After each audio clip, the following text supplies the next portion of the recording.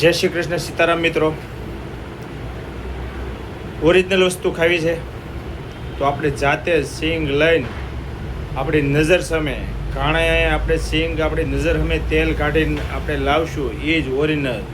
બાકી દુકાનમાંથી લઈને કહેશો કે આપણે સિંગ તેલ જોઈએ છે, ડબ્બો તમને આપી દેશે, લખેલું હશે સિંગ તેલ, એટલે પણ ઓરિજિનલ 100% તો નહીં જ હોય. અમુક ગેરંટી જે આપે છે એની કિંમત આપણે ચૂકવીએ છીએ તો એ ઓરિજિનલ મળશે, પણ તમારી નજર સામે જ કાઢીને આપતો હોય ઘાણેથી આપણે સિંગ તેલ કઢાવીને ખાવું હોય તો શું કરવું પડે? તો એક આપણે ખેડૂત પાસેથી સિંગ ખરીદવી પડે, અથવા માર્કેટ યાર્ડમાંથી જ્યારે હરાજી થઈ હોય ત્યારે લઈએ તો આપણે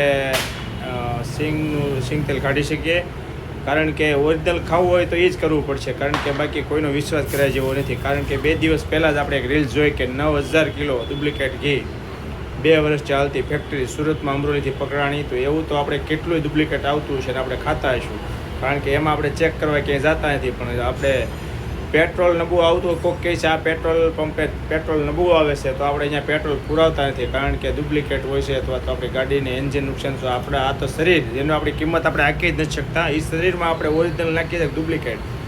તો એની માટે આપણે ખુદ એક જીવન જરૂરિયાત વસ્તુ ખાઈ છીએ, ઘી, તેલ કે દૂધ કે કોઈ વસ્તુ છે, એ ઓરિજિનલ છે કે ડુપ્લિકેટ, એ તો આપણે ચોઈસ કરવાનું છે. આપણે ખાવું છે કેવું ને કેવું ખાવું છે. તો અત્યારે આ 2-3 વર્ષ છે તો ખૂબ તેલનો ક્રેઝ છે, ઘાણાનો સિંગ તેલ. કારણ કે આપણે નજર સામે કાઢી, કારણ કે સાવરકુંડલામાં ઘણા ઘાણા છે, નેસડી છે, આપણે નેસડી વિપુલભાઈનો છે, 2-3 ઘાણા છે, આંબાડીમાં બહુ મોટો ઘાણો છે, ઝીંઝુડામાં છે.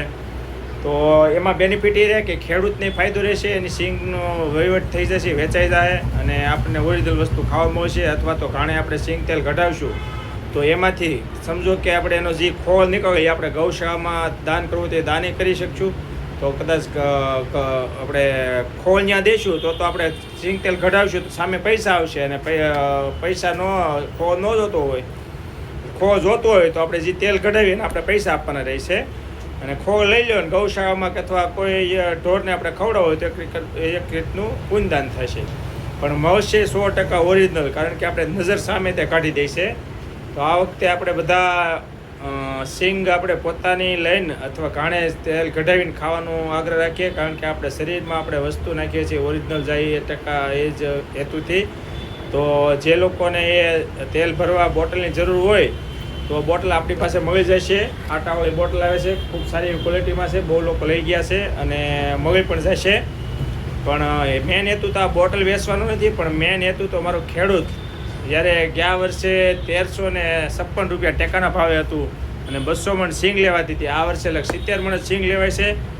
અને ભાવે આ વખતે નથી, કેમ કે ગયા વર્ષે એવરેજ 1100-1200 રૂપિયાનું સિંગ વેચાણી હતી, અને આ વર્ષે તો 900 ને 950 ને એની અંદરમાં સિંગ વેચાય છે. તો ખેડૂતને જ પૂરતા ભાવ મળતા નથી.